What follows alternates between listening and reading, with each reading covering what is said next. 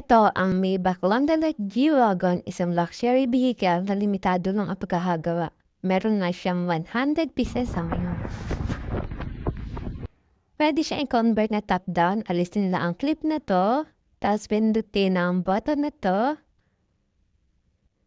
The roof will slowly down. See? Silipin naman natin ang interior. Ito ang cup holders. Pwede siya malamig or mainit. Depende sa klase ng iyong inumin. May lagayan din siya ng alak at basa. Ito naman ang isang mini table para pwede kang pumain at para sa iyong trabaho. Ito ay isang V12 B-Turbo na may 600 horsepower. Meron siyang privacy screen, pwede mong i-adjust.